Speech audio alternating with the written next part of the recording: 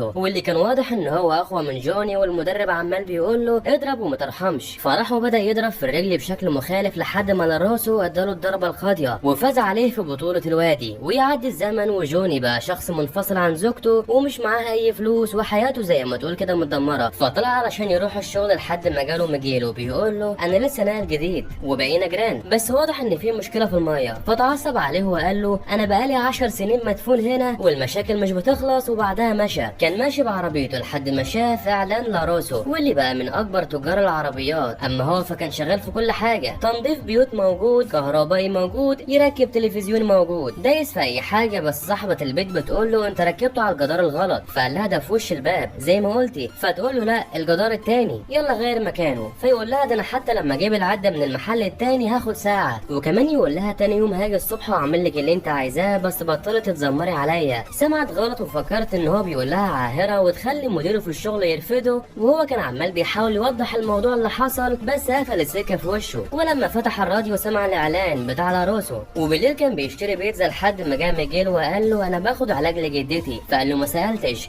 ويتكلم صاحب المحل مع ميجيل بالاسباني ويتريقوا على جوني وهو مش فاهم اي حاجه. وعلى طول اخد الاكل وخرج لبره. وهنا وصل 4 شباب ودخلوا لجوه، اما هو فركن على جنب علشان ياكل لحد ما خرجوا الشباب وهم عمالين بيضايقوا ميجيل بيكبوا عليها علاج جدته. وكانور كان عمال بيضربه لحد ما زقوا على عربيه جوني واللي قال لهم ده عربيتي. بس هم كان ليهم راي تاني. كانور يقول له مش انت اللي نظفت حمام بيتنا، ويتريقوا عليه. فيضربوا جوني والباقي هجموا عليه. بس واضح ان هم كانوا عمالين بياخدوا نصيبهم من الضرب وميجيل واقف مصدوم. فجاله كانور وكمان ضربوا بس قلبوا. ودول يحاولوا من تاني وبرضه كان عمال بيضرب فيهم. ومسك كانور لحد ما جت الشرطه ومسكته. وبيخرج ويشوفوا ميجيل لما رجع وراح عشان يقول له شكرا. فقال له خلاص قلتها. وده يساله هو ايه فن القتال اللي كنت عمال بتضربهم بيه؟ فقال له الكاراتيه. فيطلب منه ان هو يعلمه علشان على الاقل لما تبدا الدراسه اكيد المتنمرين مش هيسيبوه في حاله وهو عاوز يدافع عن نفسه. فرد عليه وقال له دي مش مشكلتي، انا بطلت الكاراتيه وغير كده لسه عاوز ادور على شغل. فقال له طب ما تفتح مدرسه تعلم فيها الكاراتيه. بس يقول له بطل تضايقني بكلامك وخليك في حالك بعيد عني. ولما دخل لجوه البيت لقى ان في واحده غريبه عماله بتتفرج على التلفزيون. وكمان سيد زوج امه موجود، كان هو اللي دفع الكفاله عشان يخرجوا من السجن. بس واضح ان جوني مش طايقه. فيكلموا عن امه ويقول له ازاي قابلها وحلاوتها في وقتها. ويقول له ما كنتش اعرف ان انا هفضل ملزوم بابنها طول عمري. فقال له تمام كنت زوج ام كويس. فيساله سيد عن ابنه روبي واللي عايش مع امه من زمان. فيطلب منه جون ان هو يمشي. فقال له قبل ما امشي خد الشيك ده. بس مرضاش ياخده وقطعه وقال له مش عاوز منك فلوس يلا امشي. وبعدها كان قاعد عمال بيتفرج على التلفزيون وسمع كلام الممثل واللي كان عمال بيقول لو ربنا ادالك رزق بحاجه فلازم ان انت تستخدمها كويس. وهو عمال بيفتكر قتالات زمان. وبعدها يشوف الاعلان من تاني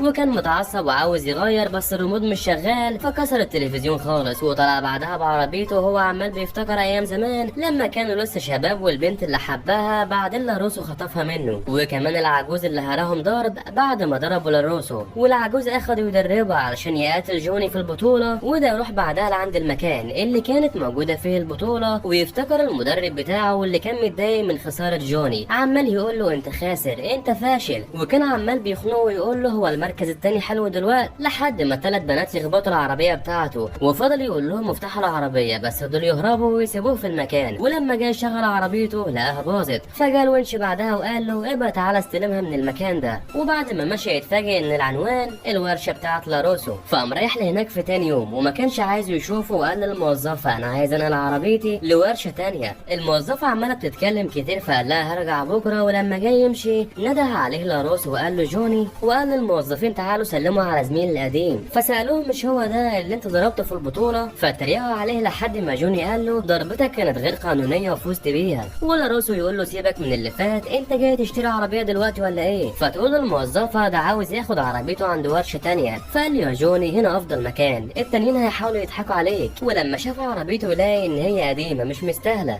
فقال له انا عاوز عربيتي بس. ولاراسو لما شاف التكلفه قال له هصلحها لك على حسابي. بس يرد عليه ويقول له مش عاوز منك اي حاجه. فوراه التكلفه وقال له ثمن التصليح اغلى من ثمن العربيه سيبها عليا المره دي. وراح يسلم على بنته وجوني يفتكر ان هي اللي كانت موجوده مع البنات اللي خبطوا العربيه. ولما جاي يخرج ده يديله هديه اللي بيديها لكل الزباين. وقال له سيبك من الماضي طالما ان كوبرا كاي اللي هو اسم فريقه يعني مش موجود كل حاجه زي الفل. ولما خرج جوني رمى النبت وقام رايح لعند ميجيل وقال له انت جاهز؟ طالما دخلت المجال ده يبقى مفيش تراجع وانا هكون معلمك. ميجيل فرح من الكلام وقام رايح جوني ولزق الشيك من تاني علشان يصرفه ويأجر به صالة للتدريب، وبدأ يجهز المكان ويرجع جون القديم. واليوم اللي بعده كان واضح ان لاروسو بيعيش حياته المثالية ويروح للشغل، وبعدها يشوف الصالة بتاعت جوني ويفتكر كوبرا كاي، وده بدأ يزعل لميجيل ويقول له مفيش كلام ويرميه. بيقول له اول درس اهجم الاول، بس ميجيل كان عنده مرض الرجو فاخد منه البخاخة وقال له من هنا ورايح مفيش اي ضعف، يلا انزل ضغط. لحد ما جه واحد بيقول له ان المكان ده لسه محتاج تصليح وشوية حاجات علشان تفتحه كصالة تدريب وكمان تعمل ترخيص. انا هجيلك الاسبوع الجاي وهعمل تفتيش تاني. وفي نفس الوقت لاروسو عامل حفلة ويتكلم مع زوجته لحد ما يجي واحد ويسلم عليه، ودي كانت عائشة صاحبة سام. لما تسألهم عليها الام بتقول لها دي عند جدتها، ولما مشوا بيقول لها ليه كدبتي عليها؟ فتقول له علشان سام بقى عندها اصحاب جداد. وفي نفس الوقت جوني كان مخلي ميجيل هو اللي ينظف المكان، فيقول له ايه علاقة ده بالكاراتيه؟ وبعدها يشوف الجوائز اللي كان اخدها جوني ويقول له انا كنت بطل الوادي لمرتين. ولما سأله عن سنة التخرج اللي فاز فيها لاروسو، وبعدها ميجيل يكلم امه لما خلص قال انا معرفها ان انا مشترك في مناظرة علشان لو عرفت ان انا في اي حاجة ليها علاقة بالعنف هتمنعني. فسأله عن ابوه فرد عليه وقال له انا معرفوش من زمان. ولما رجع لاروسو للبيت يلاقي ان بنته عاملة حفلة في البيت من غير ما تقول له، وبسرعة طردهم كلهم لبره وتتخانق معاه زوجته سامانسا علشان احرج بنته قدام زمايلها. لحد ما طلع واحد من الحمام وقال له انا بشوفك على التلفزيون، وده فضل ينظف اللي كان حصل لحد ما شاف صورته مع المعلم اللي كان عمال بيعلمه الكاراتيه. وبعدها يفتكر لما كان عمال بيعلم سام وهي صغيرة، واللي كانت قاعدة عمالة بتكلم صحابها لحد ما دخل لعندها فتقفل معاهم عشان تعتذر لابوها عن اللي حصل، وهو كمان اعتذر لها ان هو احرجها. فقال لها هو في حد كده ولا كده من صحابك؟ فتقول له انها عمالة بتكلم شاب اسمه كالور. فقال لها هو في حاجة كده ولا كده؟ فتقول له لا كلام عادي. فيطلب منها ان هي تعزمه على العشاء يوم الجمعة عشان يتعرفوا عليه اكتر، وتبدأ الدراسة ويروح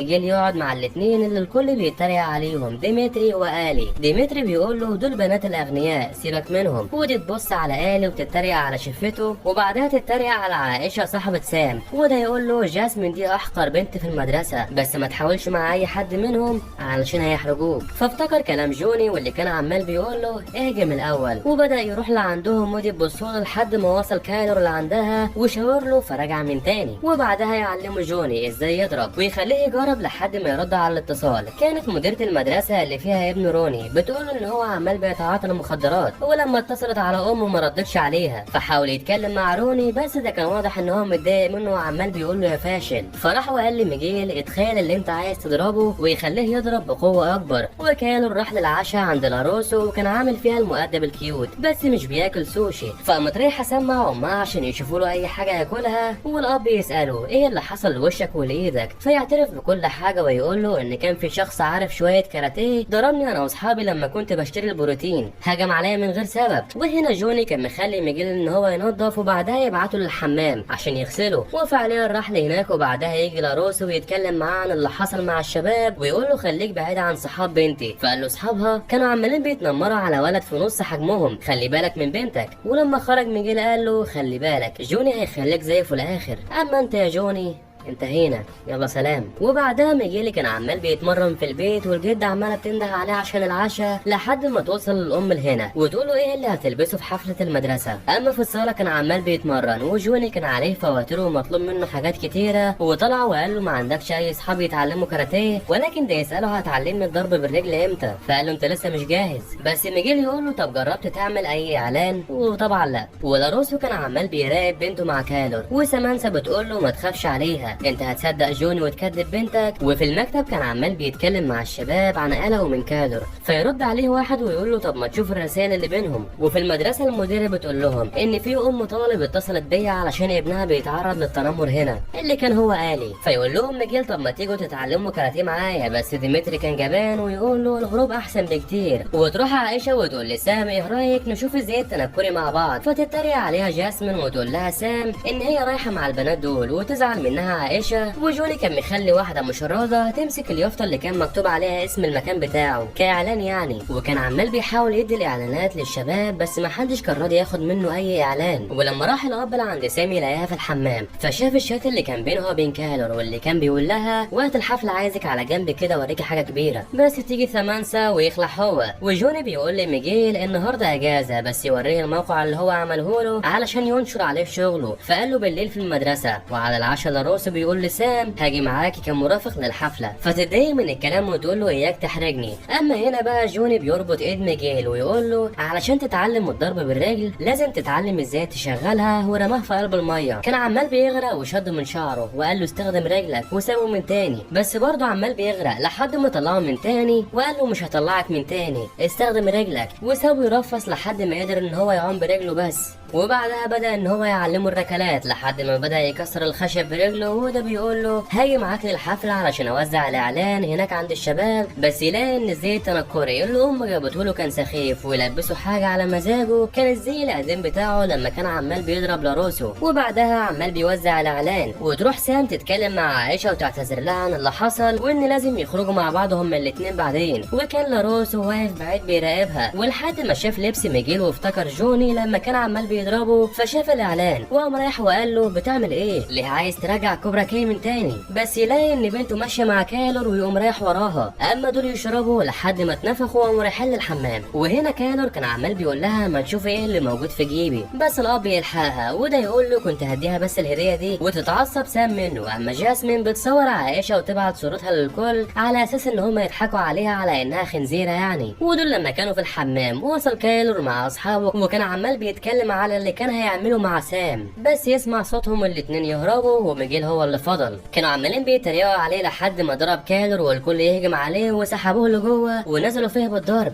وهنا جوني يشوف صورة البنت اللي كان بيحبها ولاروسو خطفها منه. ولما خرجوا الشباب دخل لجوه وشاف ميجيل. وتاني يوم روني ابن جوني عمل نفسه شغال في سنترال عشان ياخد اللابتوب من الراجل ده ويخلع من المكان لحد ما يشوف الاعلان بتاع ابوه وكان متضايق منه ومش طايقه. وجوني كان عمال بيفتكر لما روح ميجيل للبيت الام كانت عماله بتزعق معاه وبتقول له ابعد عن ابني، بس يشوف لوحه لاروسو وياخد بخاخه دهان من شاب هتعرفوا عمل بيها ايه. وتاني يوم الاب بيلاقي ان سام مش طايقاه بسبب اللي حصل معاه امبارح. ولما خرج يلاقي ان في حد رسم حماده على وشه وعلى طول يقدم بلاغه علشان يجيبوا له اللي عمل كده. وفي البيت كان ميجيل مصاب وبيحاول يقنع امه ان هو يكمل في الكاراتيه بس هي رافضه تماما، ولكن الجده كانت في صفه بتقول لها على الاقل هو لها حاجه بيحبها. ويقول لها ميجيل جوني مش فاشل. وده كان نايم بعد اللي عمله وترن عليه المديره وتقول له ان ابنه بقاله شهر مش بيحضر، فيقول لها هروح اشوفه بس كان عمال بيتكلم مع ميجيل ويقول له خلاص هقفل الصاله. وفي المدرسه كان الكل عمال بيتريق على عائشه عشان الصوره بتاعه الخنزير، وتحاول سام ان هي تواسيها بس تسيبها. ويجي كايلور بيقول لها ان هو جاب تذاكر لفيلم في السينما وده بيخطط لحاجه، وما كانتش راضيه ترد على ابوها. والموظفه بتقول له في حد بعت سجق، وده بيعرف ان اللي عمل كده كان هو المنافس بتاعه في المجال توم، عمال بيتريق على حوار حماده.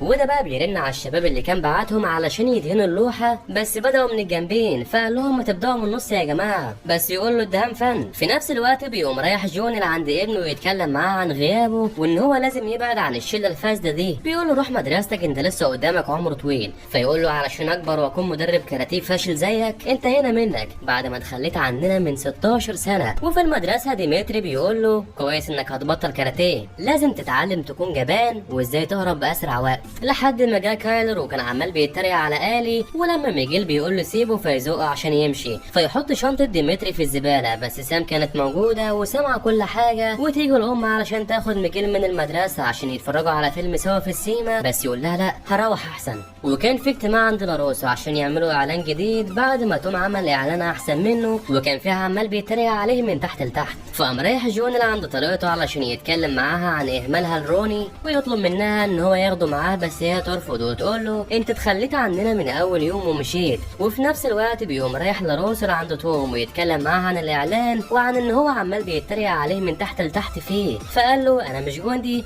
وانت مش بتلعب كاراتيه، بس يقول له انا بطل الوادي لمرتين، ولكن ده ما صدقش واتريقوا عليه ويقول له اكيد بقى شبعان بعد حماده اللي اكلته، فرجع بمقص وطير القهوه من ايده. اما في السينما كانوا كان عمال بيحاول يتقرب من سام بس تقول له انها شافت شافت اللي حصل في المكتبه، فيحاول يطلع نفسه ويقول لها لا دول صحابي، ويحاول بعدها ان هو يلمسها بس توقفه عند حده وتلزقه في الكرسي وبعدها تمشي. اما هنا جوني كان زعلان من الفراق اللي كان حصل بينه وبين ابنه، وراح يتكلم مع ام ميجيل ويقول لها الكل اتخلى عني ما عدا ابنك، وانا مش هتخلى عنه، انا فعليا غلطت بس مش هغلط تاني، فكري في الموضوع. الجد بتقول لها يا جماله. وتاني يوم لاروسو بيلاقي ان بنته رجعت زي الاول من تاني وهو بقى مبسوط، وعلى طول عمل لها الاكل اللي هي بتحبه، وتقول له خلاص ما عادش فيه كالور من تاني. ورجع ميجيل عند جوني وقال له رجعت من تاني، وجوني عرفه ان هو انضرب علشان ما قدرش يدافع عن نفسه، ودلوقتي هعلمك الدفاع. بدا يمرنه من تاني ومصعب عليه الموضوع وتمارين اكتر وقاسيه، وعمال بيضربه وياخد في بطنه بس يكمل تمارين عادي، وفي البيت برضه وكمان بره البيت مستواه عمال بيتحسن اكتر واكتر لحد ما بقى قادر ان هو يضرب جوني، بس يغفله بالكوره ويقول له في الكاراتيه مفيش اي قوانين. وبعدها يدخلوا بتوع اليوجا ويقول له ان هو هيأجر المكان شويه عشان يحسن الدخل. ولاروسو كان عمال بيتعشى مع تاجر عقارات بيحاول ان هو يضحك عليه بالكلام عشان يشتري منه الصاله اللي كان مأجرها جوني بحجه ان هو عاوز يشغلها وكده. والام بتقول لسام ليه ما خرجتش مع اصحابك، فتقول لها ان هما مش بيرد عليها وخرجوا لوحدهم. ودي بتقول له روني ان هي طلعت تشوف لها راجل تاني، وتعرفوا ان جوني كان عاوز ياخده معاه وبعدها تمشي. وفي نفس الوقت كان جوني عمال بيعلم ميجيل لحد ما جت عائشه وعايزه ان هي تتعلم هي كمان، فيقول لها ما ينفعش بنات هنا. فيقوم واخده ميجيل على جنب ويقول له احنا محتاجين اي طلاب عاوزين فلوس. طلع لها من تاني وقال لها خلاص هعلمك ولكن بشرط جوه هنا تنسي انك بنت. ودي بقى بتقول له على اللي كان بيحصل معاها من التنمر والمضايقه اللي كانوا عمالين بيضايقوها لها في المدرسه، وغير كده الرسائل اللي بتجيلها على الشات من الشتايم الكتيره. فاتضايق من اللي حصل وقال لها بعد كده هتردي في الوش بس بالايد. ولاروسو كان عمال بيحاول يشتري الصاله لسه، بس الراجل ده يحس ان في حاجه في الموضوع، ولاروسو عمال بيقول له ده انت مأجر المكان بسعر رخيص، ده انا هأجره بسعر اغلى لو اشتريت. لحد ما الراجل قال له خلاص مش هبيع وقفل السكه. الاتنين دول كانوا عمالين بيدخنوا لحد ما جات لهم واحده مشرده وبتقول لهم ان هي عايزه اي حاجه، فتخضهم سام وتسالهم ليه مش بترد عليا، فيعرفوها ان هم عرفوا اللي كانت عماله بتعمله مع كالور، وواضح ان هو قال عليها كلام كده بوظ سمعتها. اما هنا جوني بيقول لهم لازم تتقاتلوا مع بعض. ميجيل بيقول له دي بنت، بس يجبروا ان هو يضربها، وفعليا بيديها بالرجل في بطنها لحد ما تقوم من تاني وتدخل فيه وتوقعها على الارض وبعدها تقفز في بطنه. بعدها يروح جوني على صوت ويلاقي ان صاحب الصاله عمال بيزعق، ويعرف ان هو رفع سعر الايجار للضعف. اما روني فبيشوف الموقع بتاع جوني لحد ما تيجي الام مع راجل للبيت وهو رفع القرنين ولا كانه هنا. وراح جوني يحاول يبيع الذهب، بس صاحب المحل بيقول له ده مش دهب حقيقي ده فالصو. رجع جوني للبيت ويلاقي ان العصير خلص من التلاجة، فقام رايح للمحل عشان يشتري. وهنا بيجي لاروسو وبيقول له صاحب المحل عايز بخاخة دهان حمرا، بيلقح على جوني، وكمان بيقول له العصير بتاع الراجل ده على حسابي. وبعدها مشى.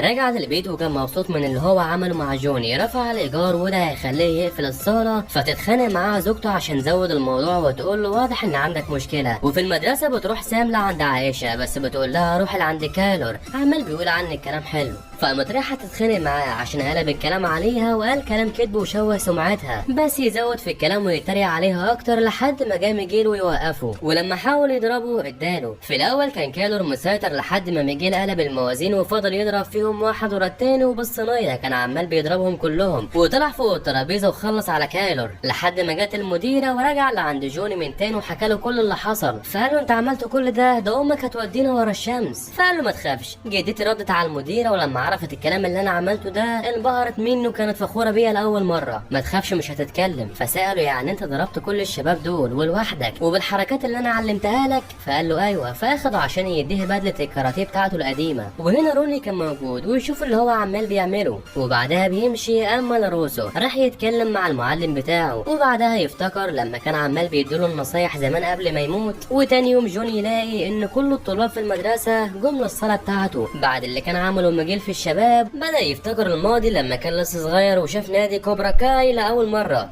اما هنا يرجع للنادي من تاني وبدا يتمشى وسط الطلاب وعمال يتريق عليهم ويقول لهم انا شايف شويه فشل هنا بس في منكم اتغير، يعني لسه في امل. اما لاروسو رجع يتمرن من تاني كاراتيه لحد ما قام رايح لعند سام وطلب منها انها تتمرن معاه بس ترفض. فقام رايح لعند زوجته وطلب منها بس تقول له اخر مره اتمرنا فيها جبنا ده، فيقول لها خلاص. وقام رايح لعند ابنه انطونيو ولما طلب ان هو يتمرن معاه رفض. وهنا روبي بيقول لاصحابه ان هو هيشتغل عند لاروسو علشان يضايق ابوه واللي كان عمال بيدرب الطلاب ويتريق على شفة آلي. فيرد عليه ديمتري ويقول له ما ينفعش تتكلم عن شفة حد، احنا هنا عمالين بندفع لك فلوس وما تقدرش تضرب اي حد مننا. فقال له تعالى اضربني. فيحاول ديمتري لحد ما شقلبه ويقول لهم ده تحذير لكم كلكم. وفي المدرسه بيقول لميجيل ان هو خلاص مش هيتمرن من تاني، كده كده انت معايا ومحدش هيقدر يلمسني عشان انت قوي. ولما شافوا كالور جاب ورا. وهنا كان روبي شغال عند لاروسو لحد ما جه وسال الموظف عنه، فقال له ده شغال كويس وبيتعلم بسرعه. فعرفه ان هو بيدور عن حد يتمرن معاه كاراتيه، واكيد رفض هو كمان. وبعدها روبي يساله امتى هلبس قميص زيكم كده مكتوب عليه اسمي، فيتريق عليه هو ولو زميله، واللي بيقول له انا كنت دايما الصغير زيك عشان كده انا حاسس بيك، خد المفتاح ده وتقدر تحرك العربيه لاي مكان انت عاوزه. وفي المدرسه بيتقسموا المجموعات، بس سام مش بتلاقي اي حد معاها فياخدها ميجيل معاه وتقوم رايحه لعنده. وهنا روبي يشغل العربيه وكله يتخض من الصوت لحد ما جه لاروسو وزعق معاه علشان شغل العربيه في نص المعرض، وعرف ان لوي هو اللي عمل المقلب فيه وقام طلع وراه بسرعه. قال الموظف خدعك، ما ينفعش تشغل العربيه جوه المعرض، ويتعرف عليه بس ما يقولوش ان هو ابن جوني اكبر اعدائه. وفي المدرسه كانوا عمالين بيشرحوا الخنزير مع بعض لحد ما سام بتشكره على اللي هو عمله وان هو دافع عنها يعني، وكمان تقول له على شويه معلومات في الكاراتيه. فيستغرب ان عندها خبره في الموضوع وبدا ان هو يعجب بيها. وهنا جوني بيلاقي ان العدد عمال بيقل، فقال كويس الناس الضعيفه بدات تمشي، ده حتى ابو شفه اقوى منهم. فقال له قالي ما تقولش كده عليا. فقام رايح لعنده وبدا يتنمر عليه اكتر، وقالي عمال بيقول له غير الموضوع لحد ما جوني زودها. وفي الاخر قالي يمشي. وبعد ما خلص التمرين قام رايح ميجيل عنده وقال له بطل تكون قاسي مع الطلاب، اي نعم ممكن يكونوا فشله في نظرك بس انت مش عارف شعورهم ايه من جوه. وبعدها مشى. في نفس الوقت لوي بيتعاقب على المقلب اللي كان عمله في روبي وهيشتغل مكانه النهارده. وقبل ما يخرج عرض عليه ان هو يساعده بس قال له لا. صحيح انت عاوز تقرب للمدير لاروسو لسه؟ هو كل يوم بيعوز تقرير مبيعات يروح له البيت، ايه رايك توديه؟ فساله اذا كان مقلب من تاني فقال له لا. وهنا سام تجي لها رساله من ميجيل ويتكلموا سوا. ورجع جون للبيت من تاني وعمال بيفتكر ايام زمان لما كان قال لزوج امه ان هو عاوز يتعلم كاراتيه، وده فضل يتريق عليه ويعامله بسخريه. وروني قام رايح لعند بيت لاروسو بالتقرير وشافه وهو عمال بيتمرن كاراتيه. ولما اداله التقرير طلعت ان هي كانت مجله ولوي عمل فيه المقلب من تاني، وبدا يكلمه عن الكاراتيه وقال له لو عاوز تفضل شويه اقعد. وتاني يوم جون بيلاقي ان برضه العدد قل، فيقول لهم دي غلطتي. وبدا يتكلم معاهم ويقول لهم انا انتكم كتير وطلعت عليكم اسامي، بس لازم انكم تشيلوا الجلد الضعيف وتتغيروا. انا كنت زيكم كده في يوم من الايام لحد ما اتغيرت ولقيت قوتي، وانتوا كمان تقدروا تعملوا كده. وهنا يدخل قالل عندهم وكان متغير 180 درجه، بقى واحد تاني خالص. وبدا وقت التدريب. في تاني يوم كان لاروسو عمال بيعلم روبي كل حاجه في الشغل على انها كاراتيه لحد ما قام رايح لعنده وقال له خلصت مسح العربيات؟ وقال له لسه، شوف دول. فتعصب عليه وقال له فين الكاراتيه في كده. ولما رجع للبيت كان عمال بيقول له اعمل الشغلانه كذا، ويتفاجئ روبي ان هو فعلا بقى متعلم كاراتيه. وجوني كان عمال بيدربهم لحد ما شاف ان هم خايفين، فسالهم مين فيكم لسه ما اتدربش لحد دلوقتي، وطلع ان في عدد كويس. وقال لهم اللي ما اتدربش قبل كده هيفضل خايف. وطلب من عائشه ان هي تدي بوكس لكل واحد فيهم، والواد يا عيني مسلم خالص. ولحد ما جوني يشوف الاعلان بتاع البطوله ويقوم رايح ميجيل عنده ويعرفه ان في بنت عاوز يطلع معاها. فقال له ما تفكرش في الموضوع واياك تقبل الخساره، انت كوبرا كاي.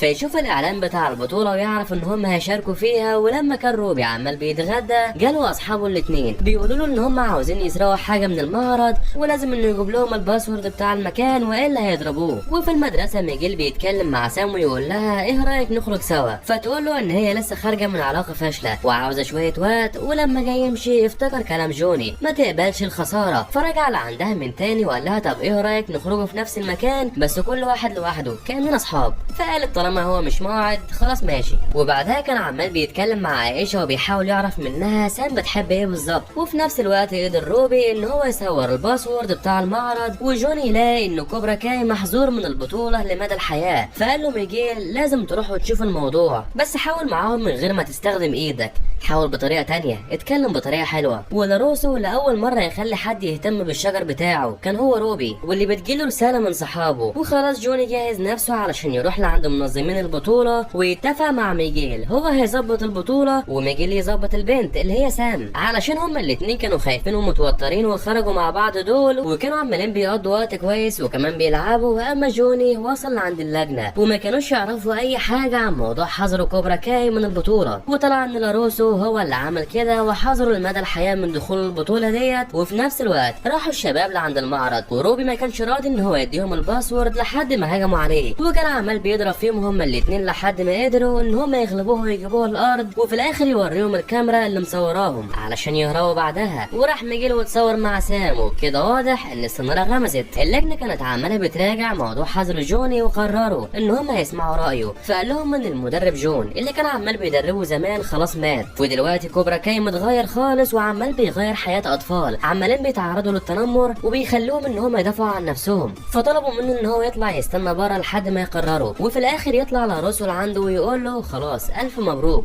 الاتنين فرحوا وجوني دخل البطوله. ميجيل ظبط سام وخلاص شربوا الاتنين عصير جوافه مع بعض. وتاني يوم اخدهم جوني لمستودع عربيات علشان يدربهم، وكانوا عمالين بيكسروا في كل حاجه وكمان مجوعهم لحد ما جاب لهم كلاب والجدع اللي يفتح سبرنت. بس في الاخر الكلب يعلم على آلي، وبتيجي ام لاروسو وكمان ابن عمه لوي عشان يتغدوا سوا. ولما جت سيره كوبرا كاي الاب كان عمال بيقول لسام اياك تقربي من اي حد في الفريق ده. ولما كان ميجيل عمال بيتمرن جوني بيقول له انت امل الوحيد في البطوله دي. ولما يشوف صوره سام بيكون عارف ان هي بنت لاروسو، وبيحكي له القصه لما اتعرف على بنت حلوه في المدرسه، وفضلوا مع بعض لمده سنتين لحد ما اتخانقوا في اخر سنه في الوقت اللي جه فيه لاروسو للبلد. وده كان عمال بيقرب منها، ولما راح جوني عشان يتكلم معاها كان عمال بيتدخل وضرب جوني بس رد عليه ونزل فيه بالضرب. لاروسو ما وقفش لحد هنا وكب عليه ميه في الحمام، علشان كده جروا وراه والمعلم بتاعه مسكهم في الاخر ونزل فيهم بالضرب كلهم. وقرروا ان هم هيحلوا الموضوع في البطوله، واللي فاز فيها كان هو لاروسو. بس المهم ان هو خسر اللي كان بيحبها. وخلي بالك من جماعه لاروسو عالم مش سالكه. وفي نفس الوقت ام لاروسو بتتخانق مع مراته عشان مش بتطبخ، خناقات عائليه وكلام من ده.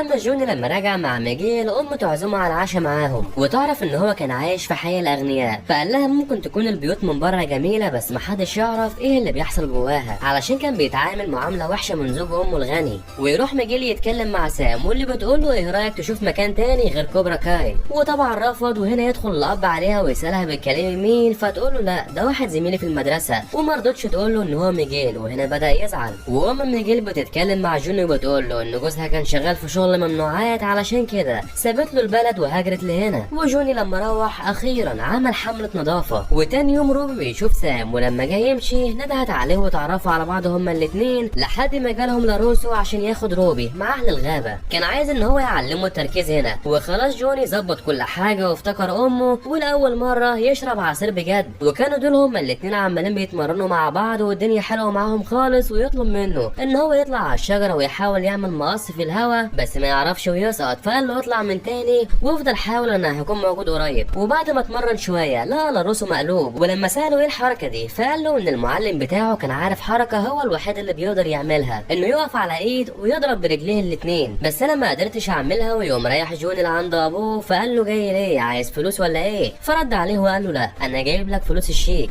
فقال له يعني اسيبها هنا لحد ما ترجع الاسبوع الجاي وتقول لي عاوز فلوس من تاني؟ بس قال له خلاص مش عايز منك اي حاجه. ومشى بعدها. ولما رجع لاروسو لقى ان كل حاجه رجعت زي الفل والكل اتصالح على بعضه، فعزم روبي على العشاء. وهنا بيجي ميجيل عشان يقدم نفسه لابو سام، بس يلاقي ان هي قاعده مع حد عماله بتتكلم مع روبي وواضح ان هي مبسوطه. فحس ان في حد اخذ مكانه ومشى وهو زعلان. وفي نفس الوقت كان جوني عمال بيحاول يتواصل مع ابنه روبي علشان حس بالندم وعاوز ان هو يصلح العلاقه مع ابنه، بس مش قادر ان هو يوصل له. لحد ما لقى لوي جايب ناس وعمالين بيكسروا في عربيته علشان حماده اللي كان رسمه. ولما خرج قال له دي هي هديه من لاروسو. فنزل فيهم بالضرب واحد ورا التاني وخلص عليهم هما الاتنين. وبعدها قام رايح لعنده ومسكه لحد ما قام واحد من الاتنين وفجر عربيته. وده يتعصب عليه ويخلاه يقول له عنوان لاروسو. وقام واخد الموتوسيكل عشان يروح له. وتاني يوم كان روبي عمال بيحاول يتعلم حركه المعلم لحد ما قدر ان هو يعملها لاول مره. ولاروسو يتفاجئ بجوني موجود قدامه وكمان متعصب عمال بيقول له بعت لي ناس يفجروا عربيتي. فعرف ان هو كان لوي وقال له انا ماليش دعوه بيه خالص. وكانوا هما الاتنين هيتقاتلوا مع بعض لحد ما خرجت سامانثا وقالت له الفطار جاهز، فعزموا على الاكل لجوه. وفي الامتحان ميجيل كان مشغول باللي هو شافه. ولما خرج كان زعلان من سام ومرضاش يقول لها هو زعلان منها في ايه. وسالها ليه ما قلتش لابوكي عني وليه ما عزمتنيش لعندكم، عايز اقابل اي حد من عيلتك. فغيرت الموضوع وقالت له ايه رايك نخرج الليله؟ فقال لها لا وقت تاني. وبعدها مشى. سامانثا بتفتح كلام مع جو بتقول له انت عندك صاله كاراتيه مش كده؟ فقال لها ايوه بالظبط قبل ما جوزك يرفع عليا الايجار. فرد عليه وقال له ده انت انت رسمت حماده على وشي، وغير كده مصلح لك عربيتك على حسابي. فقال له ده لو ما كانش بنتك واصحابها هما اللي خابطينها اصلا، ابقى اسال بنتك على اللي حصل، ودلوقتي عايز تعويض. فطلعوا هما الاتنين يتكلموا مع بعض، ودي بتقول له اديله اي عربيه قديمه في المعرض عشان يحل عننا. وفي نفس الوقت كان ميجيل قاعد وعمال بيفكر وزعلان عشان كانت قاعده مع حد تاني غيره. وعايشه بتلاقي ان جاسمين عماله بتتريق عليها في الكومنتات، وتعرف ان هي هتعمل حفله في الوادي وعندهم خطه. لاروسو بيقوم واخد جوني عشان يختار له عربيه وتعجبه الدوج، بس يقول له لازم اجربها الاول. وهنا الام تتكلم مع سام عن عربيه جوني، فتاخد منها التليفون وتحبسها في البيت كعقاب ليها. وطلعوا هما الاتنين بالعربيه عشان يجربوها، ولما شغل الاغاني طلعوا هما الاتنين بيحبوا نفس الاغنيه. ولاروسو بيوقفوا على جنب في المكان اللي كان عايش فيه وهو صغير، فيقول له جوني انا كان عندي حمام سباحه قد ده مرتين. فقال له اكيد ان يكون عندك اب غني دي حاجه جامده. فرد عليه جوني وقال له انا كنت كل يوم بتعرض للتنمر من زوج امي مش ابويا. ودول راحوا يشتروا شويه عصاير للحفله، وميجيل بيحاول يتواصل مع سام، بس امها مش راضيه انها تديها التليفون خالص، وهو بيفكر ان هي عماله تتجاهله. ويقول لها في رساله ان هم عاملين حفله في الوادي، وقال بيشتري شويه عصير عشان يسكروا به في الحفله. وصاحب المحل لما طلب يشوف البطاقه كان مزور واحده، وعدت على صاحب المحل. الباب بيخبط وقامت رايحه الام عشان تفتح، وبسرعه سام مسكت التليفون وشافت الرسايل، بس ما لحقتش ان هي ترد عليه. وكان وصل روبي وعرف ان هي محجوزه في البيت. وفي نفس الوقت الاتنين جم للحانه وبداوا يتكلموا عن الماضي شويه مع بعض. وجوني بيقول له كنت بحب كوبرا كاي علشان كنت حاسس باهتمام من المدرب، كنت حاسس ان ده هو مكاني. فعرفوا لاروسو ان ابوه مات وهو صغير وعنده 8 سنين، والمعلم بتاعه كان هو كمان زي ابوه. وبداوا هما الاتنين يتكلموا مع بعض اكتر عن بعض. وفي نفس الوقت جت جاسمين وكايلر ولقوا ان دول سبقوهم للمكان واخدوا مكانهم. ولما طلبت من كايلر ان هو يروح يمشيهم شاف ميجيل وقال لها لا تعال نشوف مكان تاني. وهنا صاحبتها بتعلق مع آلي وتقوم رايحه للحفله ووراها جاسمين. ميجيل خلاص جاب اخره وبدا ان هو يشرب، وفي نفس الوقت روبي عمل نفسه ان هو مصاب وطلب ان سام تيجي توصله بالعربيه. ولما طلع عرفها ان هو كان عمال بيمثل علشان يخرجها من جوه بس، وتقول له ان في حفله في الوادي ويروحوا هما الاتنين. والاتنين دول دماغهم حلوت لبعض ويعتبروا خلاص ان هما اتصالحوا، وكانوا عمالين بيفتكروا البنت اللي اتخانقوا عشانها ويتريقوا على جوزها. وقالي خلاص ضبط ميله، وديمتري مستغرب ازاي عملها. فرد عليه وقال له عيش اللحظه وما تفكرش في اي حاجه. ولما حب يجرب راح لجاسمين مره واحده بس تعرف منه، وتروح لعائشه وتقول لها مبسوطه وانت مبوظه حفلتي. فتقول لها كنا هنا قبلك. ميل بتقول لها انا تاسفت على اللي حصل لعائشه وانت كمان لازم تعملي كده. بس جاسمين اللي عندها عائشه وترفعها. وخلاص وصلوا هنا هما الاتنين. وسام تقول له ان ميجيل زعلان منها علشان ما قالتش لابوها عليه وكانه سر، فسالها ليه مخبيه. فتقول له ان المدرب بتاعه هو جوني ألد اعداء ابوها، ولو عرف اي حاجه هيتضايق جامد. وهنا بيشوفهم ميجيل ويقوم رايح يزعق معاها بيقول لها مين ده؟ انا اتصلت بيك وبعت لك رسائل طول اليوم وما ردتيش عليا. فتعرفوا ان التليفون مسحوب منها بس هو ما صدقش. ولما حاول روبي ان هو يتدخل هجم عليه ولكن بالغلط وقع سام. ولما حاول يتأسف لها قامت ومشت. هنا الاتنين خلاص رجعوا على البيت وبقوا اصحاب لحد ما جوني شاف ابنه هنا. ولاروسو بيعرفوا ان ده هو التلميذ بتاعه. فاتضايق جوني وحس ان لاروسو عمال بيسرق ابنه منه وزقه، بس روبي هو اللي يتصدى لابوه فيزعل من الموضوع ويمشي. وطبعا لاروسو اتفاجئ من الموضوع واتعصب وقال له ما اشوفش وشك تاني في اي مكان. وخلاص بدأت البطولة والكل قام رايح لهناك عشان يحضرها. ودول كانوا مستنيين جوني بس اتأخر، وقال لهم الطفل ان هو كان متضايق امبارح وسكران بس خلاص وصل. وقبل البطوله كان عمال بيقول لهم لا رحمه لازم نفوز. وهنا سامانثا بتقول لهم لازم حد مننا يروح البطوله علشان شركه لاروسو من الرعاة الرسميين ليها. وفعليا هم رايحين لهناك، وده بيفتكر لما كان البطل وفريق كوبرا كاي دخل خلاص بدخول مميز وميجيل يشوف سام، والاخير كان هو روبي هيشارك لوحده. واول جوله كانت لميجيل وبالحركه بتاعه لاروسو خلص عليه. واللي بعده كان روبي وهو اللي فاز، وقدرت عائشه ان هي تفوز هي كمان، وحتى آلي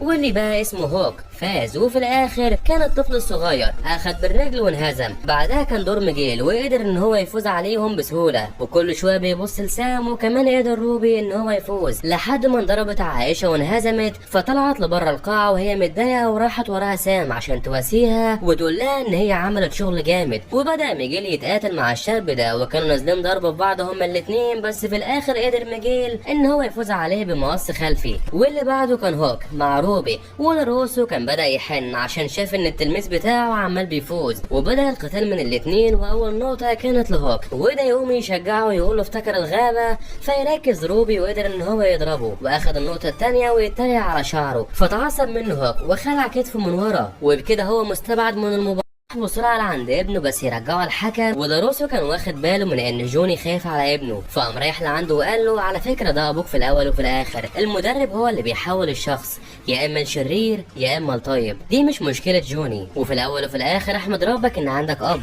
نجيلي راح لعند سام عشان يتأسف لها عن اللي حصل، وقال لها ضربتك بالغلط، انا كنت بحاول اضرب التاني، فتقول له كان لازم تتصرف بشكل طبيعي، ده انت حتى مش عارف هو مين. فقال لها مش هستنى العدو لما يهجم عليا، ودي بتستغرب ازاي ميجيل بقى بيتكلم كده واتغير جامد، ويقول لها هتشوفي هعمل فيه ايه، ولكن دي ما تستناش وتاخد بعضها وتمشي. وهنا قدرت الممرضة ان هي ترد كتف روبي من تاني، وده هو وقت المباراة النهائية، ولاروسو بقى هو المدرب بتاع روبي، وخلاص بدأ القتال بين الاتنين، وروبي اخد اول نقطة، بس ميجيل قدر ان هو يضربه ويخلي النتيجة تعادل، ويكملوا ضربه هما الاتنين لحد ما جاب كتفه المصاب ويضربه عشان ياخد كمان نقطة. فبدأ روبي ان هو يركز اكتر، وكان عمال يصد ضربات ميجيل لحد ما زهقه وضربه، فعمل حركة المعلم وانصدم لاروسو، ولما جاي يساعده خلع كتفه. وهنا جوني افتكر المعلم بتاعه لما كان عمال بيقول له لا رحمة، فنده على ميجيل وقال له عاوزين قتال نضيف، بس كان واضح ان ميجيل متغير وقال له لا رحمة. وبدأت اخر جولة بين الاتنين لحد ما مسك رجله